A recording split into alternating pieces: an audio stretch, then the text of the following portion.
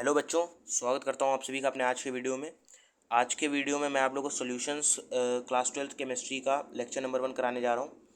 तो बेसिकली जो एक सीरीज़ में लेकर के आ रहा हूँ जिसमें हम लोग आपको सारे के सारे केमिस्ट्री के क्लास 12th के chapters targeting JEE Mains, NEET and definitely JEE Advanced, इन तीनों को टारगेट करते हुए मैं आप लोगों को क्लास 12th केमिस्ट्री के सारे के सारे चैप्टर्स कराने वाला हूँ। तो बेसिकली आज हम लोग सॉल्यूशन चैप्टर स्टार्ट करते हैं।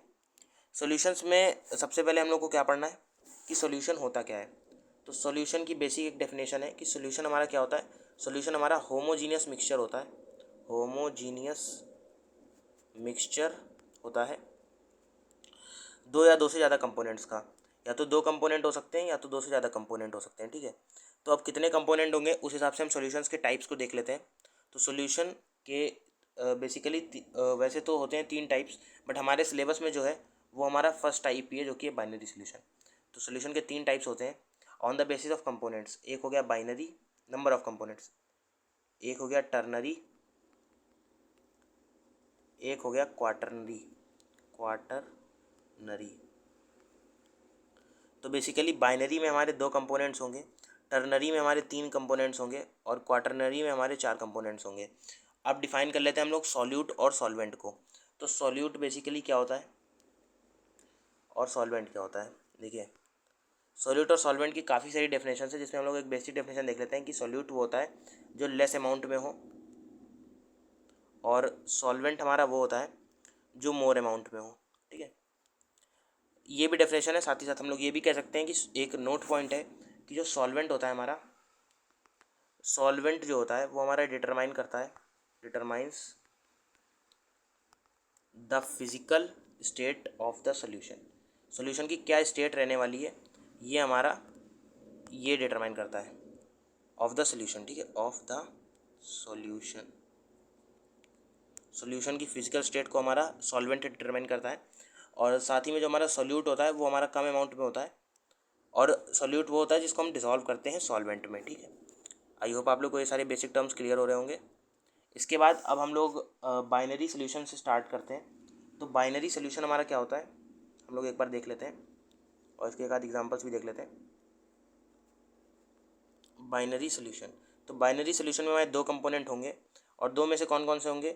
एक होगा हमारा सॉल्यूट और एक होगा हमारा सॉल्वेंट। तो बाइनरी सॉल्यूशन का एग्जांपल अगर हम लोग देखने जाएँ तो बहुत सारे एग्जांपल हैं। जैसे कि हम लोग एक एग्जांपल ले लेते हैं, glucose in water. Glucose in water, ऐसे ही काफ़ी सारे एग्जांपल हो जाएंगे जैसे सॉल्ट इन वाटर और भी बहुत सारे, बट यहाँ पर एक एग्जांपल देख लेते हैं। और उसके बाद अब हम लोग देखते हैं types of solution on the basis of state of the solution. ठीक है, तो टाइप्स ऑफ सॉल्यूशन अगर हम देखें तो इसका आप लोगों को एक टेबल देखने को मिल जाएगा एनसीईआरटी में। एज सच वो टेबल इतना कुछ इंपॉर्टेंट नहीं है, बट हाँ उसमें जो एग्जांपल्स हैं जनरल एग्जांपल्स हैं जो कि आप लोगों को जनरली पता ही होते हैं। बट एक बार ओवरव्यू ले लेते हैं। वैसे तो मेन चैप्टर जो हमारा स्टार्ट होता है वो होता है कॉन्सेंट्रेशन टर्म्स से। तो टाइप्स ऑफ सॉल्यूशन में हमारा सबसे पहला कौन सा हो जाएगा, सबसे पहला गैसियस हो जाएगा, दूसरा क्या हो जाएगा लिक्विड हो जाएगा, एंड तीसरा क्या हो जाएगा, तीसरा हमारा सॉलिड्स हो जाएगा। ठीक है, अब मैंने आप लोगों को पहले एक नोट पॉइंट लिखवाया था, आई होप आप लोगों ने ध्यान दिया होगा। नोट पॉइंट यहाँ पे आप लोग देख सकते हो कि सॉल्वेंट जो होता है वो डिटरमाइन करता है physical state of the solution. ठीक है, तो अगर सॉल्वेंट हमारा फिजिकल स्टेट को डिटरमाइन कर रहा है तो फिर जो हमारे टाइप्स ऑफ सोल्यूशन में ये गैसियस सोल्यूशन होगा, इसमें जो सॉल्वेंट होगा वो गैस होगा। लिक्विड सोल्यूशन में जो सॉल्वेंट होगा हमारा लिक्विड होगा और सॉलिड सोल्यूशन में जो हमारा सॉल्वेंट होगा वो सॉलिड होगा। इनको भी हम लोग फर्दर क्लासीफाई कर सकते हैं, solid in gas, liquid in gas, gas in gas. इसकी एक टेबल आप लोग को एनसीईआरटी में मिल जाएगी, उसको आप लोग देख लीजिएगा। बेसिकली हम लोग मेन अपना चैप्टर स्टार्ट करते हैं। एक एग्जांपल मैं आप लोग को दे देता हूँ। जैसे गैसियस सोल्यूशन का एग्जांपल हमारा एयर हो गया। लिक्विड सोल्यूशन का हम लोग बहुत से एग्जांपल ले सकते हैं जैसे एल्कोहल इन वाटर हो गया। सॉलिड सोल्यूशन में एक इंपॉर्टेंट एग्जांपल बन जाता है जो कि पूछा जा सकता है, जो कि होता है एमलगम। तो एमलगम हमारा एक एग्जांपल है लिक्विड इन सॉलिड सोल्यूशन, जिसमें हमारा लिक्विड क्या होता है, लिक्विड हमारा होता है सॉल्यूट एंड जो सॉरी लिक्विड बता रहा हूँ, हाँ लिक्विड ही होता है, बट लिक्विड कौन सा होता है वो हम लोग देख लेते हैं अमलगम में। अमलगम में एक इंपॉर्टेंट केस बन जाता है एग्जांपल्स में। तो अमलगम में हमारा मरकरी का एलॉय बनता है, मरकरी एलॉय होती है अमलगम। और मरकरी एलॉय के साथ ही साथ इसमें जो मरकरी होता है वो हमारा सॉल्यूट सॉल्यूट हो जाता है, जो कि रूम टेम्परेचर में हमारा लिक्विड फॉर्म में एग्जिस्ट करता है। तो लिक्विड हमारा क्या हो गया, सॉल्यूट हो गया। एंड साथ ही साथ जैसे अगर हम लोग सोडियम एमलगम की बात करें, नेक्स्ट स्लाइड पे लेके चलते हैं। सोडियम एमलगम की अगर हम बात करें तो सोडियम एमलगम हमारा किसका एलॉय होगा, सोडियम का होगा, सोडियम का एलॉय होगा विथ मरकरी। ऐसे ही और भी एलॉयस होते हैं। तो एलॉय में हमारा क्या होता है, एलॉय हमारा होता है लिक्विड इन सॉलिड सोल्यूशन का एग्जांपल, जिसमें हमारा लिक्विड सॉल्यूट होता है एंड सॉलिड हमारा सॉल्वेंट होता है। एग्जांपल क्या हो जाएगा, अमलगम। इसी के साथ अब हम लोग स्टार्ट करते हैं अपनी मेन इस चैप्टर को। कहाँ से, तो मेन तो चैप्टर हमारा स्टार्ट होता है कॉन्सेंट्रेशन टर्म से। बट उससे पहले मैं एक आप लोगों को बेसिक मोल्स कैलकुलेट करने का आइडिया दे देता हूँ। तो मोल्स आपको कभी भी कैलकुलेट करने, तो मोल्स कैलकुलेट करने के वैसे तो आप लोग के पास 3 फॉर्मुलाज होते हैं, बट यहाँ पर सबसे पहले बेसिक फॉर्मुला जो कि आपका 99% क्वेश्चन में लगने वाला है, वो मैं आप लोगों को बता देता हूँ। जैसे कि अगर आपको कभी भी मोल्स कैलकुलेट करने हैं, तो आप लोगों को जो गिवन मास है उसको उस सब्सटेंस के मोलर मास से डिवाइड कर देना है, तो आप लोगों को नंबर ऑफ़ मोल्स मिल जाएंगे। और नंबर ऑफ़ मोल्स के बिना तो फिर मतलब इस चैप्टर में आप लोग कुछ नहीं समझ पाओगे। तो मोल्स कैलकुलेशन आई होप आप लोगों को ज़्यादातर लोगों को पता होगा। अगर नहीं पता है तो मैंने एक बार बता दिया है, given mass upon molar mass अगर हम करेंगे तो हमको नंबर ऑफ़ मोल्स मिल जाएंगे। एक और हम लोग मेथड होता है इसको कैलकुलेट करने का, जो कि एवोगैड्रो नंबर के थ्रू हम लोग कैलकुलेट करते हैं। तो एवोगैड्रो नंबर सबसे पहले देख लेते हैं क्या होता है। एवोगैड्रो नंबर हमारा एक नंबर होता है जो कि 1 मोल को डिफाइन करता है, 1 मोल को। और 1 मोल की वैल्यू कितनी होती है, एवोगैड्रो नंबर की जो वैल्यू होती है वही होती है। एवोगैड्रो नंबर की वैल्यू होती है 6.022 इंटू 10⁻23। ठीक है, तो इसके थ्रू भी हम लोग नंबर ऑफ़, अगर हमको एटम्स नंबर ऑफ़ मॉलिक्यूल्स अगर हम लोग को दिए हुए हैं, या फिर नंबर ऑफ़ आयंस वगैरह दी हुई हैं, तो भी हम लोग एवोगैड्रो नंबर की मदद से कैलकुलेट कर सकते हैं नंबर ऑफ़ मोल्स। जिसमें हम लोग क्या करेंगे, given molecules upon Avogadro number, और ये हमारा नंबर ऑफ़ मोल्स आ जाएंगे। ठीक है, उस सब्सटेंस के। एक और तरीका होता है जो कि हमारा सिर्फ गैसेस में होता है। गैसेस में हम लोग क्या करते हैं, गैसेस में हम लोग वॉल्यूम ऑफ गैस लेंगे ऊपर, और अपॉन में हम लोग क्या कर देंगे 22.4 लीटर कर देंगे। इससे भी हमारे मोल्स जो हैं, नंबर ऑफ़ मोल्स कैलकुलेट हो जाते हैं। ठीक है, वॉल्यूम ऑफ गैस जितना भी आप लोग को दिया हुआ है उसको हम लोग को 22.4 लीटर से डिवाइड कर देना है, हमारे मोल्स कैलकुलेट हो जाएंगे। ठीक है, इसके बाद अब हम लोग बढ़ते हैं अपने मेन टॉपिक पे, जो कि है कंसंट्रेशन टर्म्स। ठीक है, तो कंसंट्रेशन टर्म्स में हम लोग सबसे पहले कौन सी कंसंट्रेशन टर्म पढ़ने वाले हैं, सबसे पहले हम लोग पढ़ेंगे मोलैरिटी। ठीक है, तो मोलैरिटी हेडिंग डाल लेते हैं। मोलैरिटी इज इम्पॉर्टेंट ऑल्सो, क्योंकि इस बार जेईई मेंस 2024 में काफ़ी सारे क्वेश्चंस मोलैरिटी पे आए हुए थे, और जो कि बहुत ही बेसिक क्वेश्चंस थे। तो मोलैरिटी जो होती है वो आप लोगों ने क्लास 11th में भी पढ़ी होगी, some basic concepts of chemistry में। मोलैरिटी हमारी डिफाइन होती है moles of solute in 1 litre of solution. 1 litre solution में कितने मोल्स हैं सोल्यूट के। मोल्स निकालने का मैंने फॉर्मूला आप लोगों को पहले ही बता दिया है, given mass upon molar mass. 1 litre solution अगर मैं ले रहा हूँ उसमें कितने मोल्स हैं, वही हमारी मोलैरिटी हो जाएगी। ठीक है, तो मोलैरिटी को वैसे तो मैं कहूँगा आप लोगों से कि आप लोग इसको थ्योरी वाइज याद रखिए कि moles of solute in 1 litre of solution. But इसका अगर हम लोग फॉर्मूला निकालने जाएँ तो मोल्स को अगर हम लोग एन से डिनोट करते हैं, और सोल्यूट को देखिए मैं एक चीज़ आप लोगों को पहले क्लियर कर देता हूँ। सोल्यूट को जनरली हम लोग बुक्स वगैरह में आप लोग देखेंगे तो सोल्यूट को हम लोग डिनोट करते हैं बी से, और सॉल्वेंट को हम लोग डिनोट करते हैं ए से। तो अगर मैं सॉल्यूट को बी से डिनोट करूँ और सॉल्वेंट को ए से डिनोट करूँ तो हमारा एक फॉर्मूला मोलैरिटी का बन जाएगा। मोलैरिटी को हम लोग कैपिटल एम से डिनोट करते हैं, number of moles of solute n B upon में volume of solution in litre. ठीक है, ये हमारा फॉर्मूला बन जाएगा। इसको अगर मैं और एक्सपेंड करूँ तो मैं इसको ऐसे लिख सकता हूँ। देखिए, नंबर ऑफ मोल्स को मैं कैसे लिख सकता हूँ, मैं एक बार आप लोग को नेक्स्ट इसके पहले वाली स्लाइड पे बता देता हूँ। देखिए, number of moles N B को मैं कैसे लिख सकता हूँ, एन बी को मैं लिख सकता हूँ गिवन मास अपॉन में मोलर मास। ठीक है, और गिवन मास अपॉन में मोलर मास ऑफ सॉल्यूट। ठीक है, और वॉल्यूम ऑफ सॉल्यूशन अगर मेरा एम में है तो फिर मैं उसको क्या सबसे पहले मैं लिख देता हूँ given mass of solute upon में मोलर मास ऑफ सॉल्यूट। यहाँ पे वॉल्यूम सॉल्यूशन की अगर एम में है तो अपॉन में 1000 आएगा, और 1000 अपॉन में आएगा तो ऊपर जाके मल्टीप्लाई हो जाएगा और ये इंटू 1000 हो जाएगा। ठीक है, इसको मैं गिवन मास ऑफ सॉल्यूट को मैं ऐसे लिख सकता हूँ m is equal to W B, mass बोल ले या वेट बोल ले, केमिस्ट्री में सेम ही रहता है, इंटू में 1000 अपॉन में molar mass of solute into में वॉल्यूम इन ml, ठीक है। इस फॉर्मूले से हम लोग काफ़ी सारे क्वेश्चन हम लोग को देखने को मिल जाएंगे, आप लोग एनसीईआरटी में भी देखने को मिल जाएंगे, जेई मेंस में भी देखने को मिल जाएंगे, एंड एज सच नीट में भी आप लोग को इस फॉर्मूले से पे बेस्ड क्वेश्चन देखने को मिल जाएंगे। तो इंपॉर्टेंट फॉर्मूला है और इस पर मैं क्वेश्चन लेकर के भी आया हूँ, शायद वो एक बार डिस्कस कर लेते हैं। वो क्वेश्चन क्या कह रहा है, शायद यही वाला क्वेश्चन है, हाँ। तो यही क्वेश्चन है। अगर आप लोगों को अभी तक सारा वीडियो समझ में आया तो मैं आप लोगों से कहूँगा कि आप वीडियो को पॉज करिए एंड क्वेश्चन को ट्राई करिए। क्वेश्चन ज़्यादा सिंपल ही है और इस बार ये जेईई मेंस 2024 में आया हुआ क्वेश्चन है, तो इम्पॉर्टेंट भी है। और इस टाइप के क्वेश्चन आप लोगों को देखने को मिलते ही हैं हमेशा, ठीक है। ये मतलब ऐसे फ्री के 4 मार्क्स हैं, ठीक है। क्वेश्चन क्या कह रहा है हम लोगों से, 3 मोलर NaOH सोल्यूशन है, उसको हमको प्रिपेयर करना है यूजिंग 84 ग्राम NaOH, और वॉल्यूम ऑफ सोल्यूशन हम लोग को लीटर में दे रखी हुई है 10⁻⁻1, ठीक है। तो अब हम लोग इसको कैसे करेंगे, देखिए इजी क्वेश्चन है, सिंपल सी कैलकुलेशन है। 3 मोल हमको मोलैरिटी कितनी दी हुई है, 3 मोलर, ठीक है। और हम लोगों को मास ऑफ वो NaOH का मास कितना गिवन है, गिवन मास कितना है of solute 84 gram. Molar mass अभी हम लोग निकाल सकते हैं, NaOH हम लोग को फॉर्मूला पता है, और वॉल्यूम ऑफ सोल्यूशन हम लोग को बतानी है। तो मोलर मास सबसे पहले हम लोग NaOH का निकालेंगे। तो NaOH का मोलर मास, Na का हमारा होता है 23, ऑक्सीजन का हमारा होता है 16, एंड हाइड्रोजन का हमारा होता है 1। सबको ऐड करेंगे तो हमारा जाएगा 40 के बराबर, ठीक है। अब हम लोग कौन सा फॉर्मूला लगाएंगे, हमारे पास सब कुछ आ गया है, एक बार दिखा देता हूँ। मोलैरिटी भी है हमारे पास गिवन मास ऑफ सॉल्यूट भी है, मोलर मास ऑफ सॉल्यूट हमारा 40 ग्राम आ ही चुका है। अब हमें बस वॉल्यूम बतानी है। अब हम लोग सिंपल से अपने उस फॉर्मूला में वैल्यू डालेंगे और आंसर निकाल लेंगे। तो फॉर्मूला हमारा क्या था, molarity is equal to WB into में 1000 अपॉन में MB इंटू में volume of solution in ml।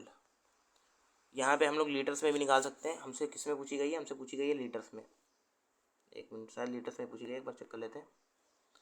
In litre पूछी गई है, ठीक है। तो लीटर में पूछी गई है तो फिर हम लोग 1000 ऊपर ले जाने की कोई मतलब ही नहीं है। 1000 को हम लोग हटा देते हैं और इसको भी हटा देते हैं, ठीक है, क्योंकि हमसे लीटर में पूछी गई है। तो WB भी हम लोगों को पता है, WB हमारा कितना है 40 है। M is equal to 40, MB हमारा कितना है 84, सॉरी WB 84 है और वो है 40, ठीक है। इसको मैं फिर से लिख देता हूँ। WB मेरा है 84, MB है मेरा 40, वॉल्यूम मेरा कितना है, वॉल्यूम है मुझे निकालना है, और मोलैरिटी मेरी 3 दी हुई है। तो 3 इज इक्वल टू मेरा कितना हो जाएगा, नेक्स्ट स्लाइड है, 3 इज इक्वल टू 84 अपॉन में 40 इंटू में V। इसको मैं इधर इसको अगर मैं काटूंगा तो आ जाएगा 2.1 अपॉन में V। तो 3V इज इक्वल टू 2.1, और यहाँ से अगर मैं V की वैल्यू निकालूँ तो आ जाएगी 0.7 लीटर्स, ठीक है। इसी के साथ हम लोगों ने जेईई मेंस 2024 का लेटेस्ट PYQ किया। और अब हम लोग बढ़ते हैं अभी next concentration terms, molality. Molality भी काफ़ी ज़्यादा इंपॉर्टेंट है क्योंकि आगे चल के आप लोग कॉलिगेटिव प्रॉपर्टीज़ पढ़ोगे, उसमें मोलैलिटी हमारी 2 कॉलिगेटिव प्रॉपर्टीज़ में आप लोगों को देखने को मिलने वाली है। तो मोलैलिटी को भी ध्यान से समझते हैं, और ज़्यादा डिफरेंस है नहीं मोलैलिटी और मोलैलिटी में, बस थोड़ा सा डेफिनेशन का डिफरेंस है। मोलैलिटी जो हमारी डिफाइन होती है वो हमारी होती है मोल्स ऑफ सॉल्यूट, ठीक है, इन 1 kg of solvent, 1 kg of solvent, ठीक है। हमारे कितने मोल्स हैं सॉल्यूट के 1 kg सॉल्वेंट में, मोलैलिटी हमारी ये बताती है।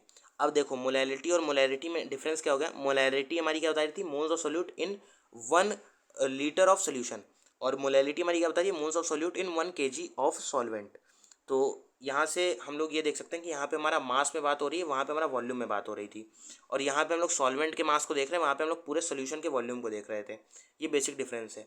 तो मोलैलिटी का भी हम लोग पहले फॉर्मूला निकाल लेते हैं, फिर एक बेसिक सा वो क्या कहते हैं, आप लोगों से क्वेश्चन पूछा जा सकता है, जो कि क्वेश्चन पहले मैं आप लोग को अच्छे चलिए बता देता हूँ। क्वेश्चन मेरा ये है कि विच इज बेटर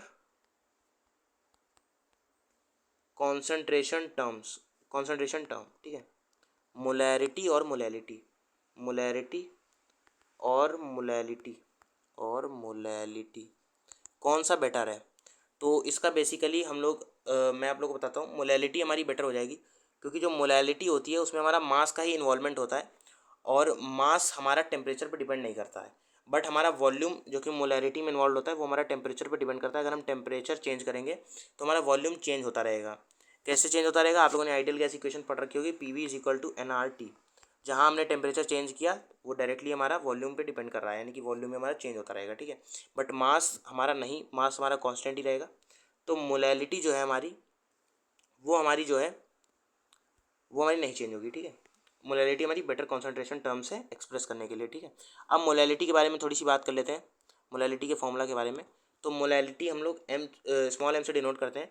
इसमें भी हमारा मोल्स तो आ ही रहे हैं, तो डब्ल्यू बी यानी कि given mass of solute upon में molar mass of solute into में mass of solvent M A in kilogram in kg, ठीक है। अगर केजी में है, अगर केजी में नहीं है तो फिर इसी फॉर्मूले को हम लोग ऐसे भी दिखा सकते हैं, डब्ल्यू बी अपॉन में एम बी इंटू में एम ए ग्राम्स में और ऊपर में 1000, ठीक है।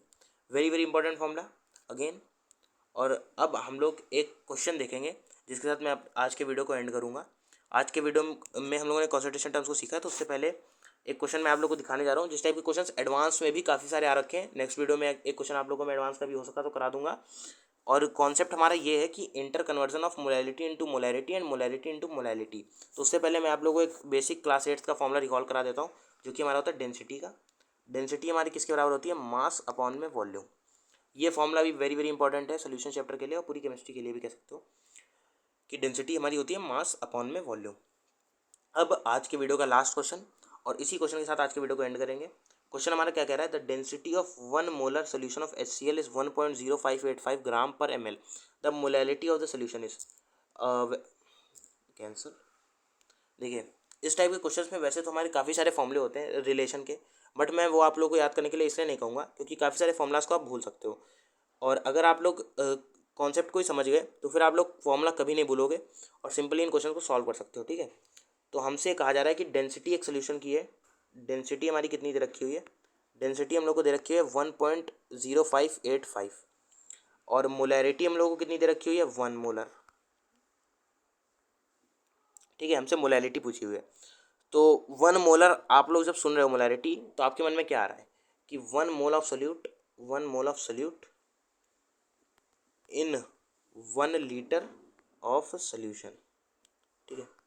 तो अब अगर मैं डेंसिटी और मास का रिलेशन यूज़ करूं तो मैं मास ऑफ सोल्यूशन निकाल सकता हूं, ठीक है। हमारे पास 1 मोल है सोल्यूट का 1 लीटर सोल्यूशन में, ये हम लोग को क्या बता रही है, मोलैरिटी बता रही है। मैं एक्सप्लेन कर रहा हूँ तो टाइम ज़्यादा लग रहा है, वरना आप लोग इस क्वेश्चन को देखते भी कर सकते हो, ठीक है। मतलब देखते नहीं लेकिन हाँ 2 मिनट में कर सकते हो, ठीक। 1 मोल ऑफ सोल्यूट है 1 लीटर सोल्यूशन में। अब मैंने क्या पढ़ा था कि डेंसिटी जो होती है, जो कि मेरी 1.0585 हम लोग को दे रखी हुई है, वो बराबर होती है मास अपॉन में वॉल्यूम। तो m अपॉन में v हमारा 1 है तो इसी जगह मैं 1 डाल दूंगा, तो ये मेरा मास किसके बराबर आ जाएगा 1.0585 kg के, ठीक है, किलोग्राम के। और हमारा क्या कहते हैं सॉल्यूट क्या है, सॉल्यूट है मेरा HCl का मैं अगर मास इसमें से वो कर दूं 1 मोल HCl है तो 1 मोल HCl का मास कितना होगा, 1 मोल HCl का मास कितना होगा 1 प्लस 35.5 जो कि होगा 36.5, ठीक है। ये मेरा मास है सॉल्यूट का और ये मेरा पूरा मास है सोल्यूशन का, ठीक है। ये पूरा मास है सोल्यूशन का और वो मास है मेरा सॉल्यूट का। तो मैं इसको इसमें से सब्ट्रैक्ट कर दूंगा 1.0585 माइनस 30, एक मिनट इसको मैं थोड़ा सा ग्राम में कन्वर्ट कर लेते हैं फिर इसको सब्ट्रैक्ट करते हैं। 1.0585 को अगर मुझे ग्राम में कन्वर्ट करना है तो मैं इसको 1000 से मल्टीप्लाई करूँगा, तो मेरा किसके बराबर रहेगा 1.1058.5 और इसमें से मैं अगर माइनस करूँ 36.5 तो ये मेरा बराबर आ जाएगा 1022 ग्राम्स के, ठीक है। एक बार मैं चेक कर लेता हूँ इतना ही आएगा, 58 है 36 है, हाँ इतना ही आएगा, ठीक है। 1022 ग्राम मेरा आ गया मास ऑफ सॉल्वेंट। अब मुझे क्या निकालना है, अब मुझे निकालनी है मोलैलिटी। तो अब मेरे पास सब कुछ है निकालने के लिए मोलैलिटी। अब मैं मोलैलिटी का सिंपल सा फॉर्मूला यूज़ करूँगा। मोलैलिटी होती है मेरी डब्ल्यू बी अपॉन में एम बी। तो डब्ल्यू बी अपॉन में एम बी का रेशो हम लोग को सीधे सीधे दे रखा है, 1 मोल हमारा डिजॉल्व्ड है। और हम लोगों को मास ऑफ सॉल्वेंट केजी में अगर मैं कन्वर्ट करूँ, मास ऑफ सॉल्वेंट हमारा है 1022 ग्राम्स, ठीक है। और ऊपर 1000 चला जाएगा क्योंकि हम लोगों ने इसको ग्राम में पुट किया है। अब बेसिकली ये हमारा अप्रॉक्सीमेटली किसके बराबर आ जाएगा, देखिए ऑप्शंस, मुझे लग रहा है इसमें अप्रॉक्सीमेशन यूज्ड है। जी हाँ, ये हमारा अप्रॉक्सीमेटली 1 के ही बराबर आ जाएगा, जो हमारा ये आंसर आएगा इसका आंसर मेरा अप्रॉक्सीमेटली 1 के बराबर आ जाएगा, क्योंकि 1000 जो है वो मेरा अप्रॉक्सीमेटली इक्वल होता है, 1000 जो है वो मेरा अप्रॉक्सीमेटली इक्वल होता है 1022 के। और ऑप्शंस में भी हमारा अप्रॉक्सीमेशन यूज़ हुआ है, क्योंकि सबसे ज़्यादा क्लोज ऑप्शन हमारा 1 ही है, तो 1 ही मेरा आंसर हो जाएगा। ठीक है, 1.0585 तो नहीं होगा, क्योंकि ये तो 1 से बड़ा हो जा रहा है, और डिनोमिनेटर में 1 से बड़ा नंबर दे रखा हुआ है, तो 1 से बड़ा आंसर तो नहीं आएगा। और 0.1 तो काफ़ी ज़्यादा दूर हो जाएगा, तो ये भी नहीं होगा, 0.0585 भी नहीं होगा, 1 ही मेरा आंसर होगा, option number B. I hope आप लोगों को आज का लेक्चर समझ में आया होगा। अगले लेक्चर में हम लोग एक और कॉन्सेंट्रेशन टर्म जो कि मोल फ्रैक्शन वो बच रही है, उसके बाद हम लोग सीधे मूव करेंगे solubility of solids in liquid. ठीक है, आई होप आप लोग को आज का लेक्चर पसंद आया होगा। Thanks for watching today's video, और वीडियो को एक लाइक कीजिएगा। ऐसे ही और वीडियोज़ के लिए हमें मतलब आप कमेंट में बता सकते हैं।